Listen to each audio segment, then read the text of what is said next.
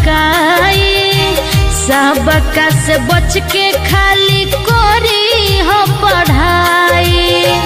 दुनिया रंगीन बाटे लोग बहकाई सबका से बच के खाली करी हो पढ़ाई।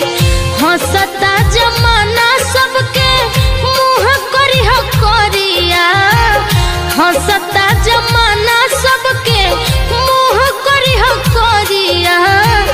गिरे मत दीह बेटी पापा के पगड़िया गिरे मत दी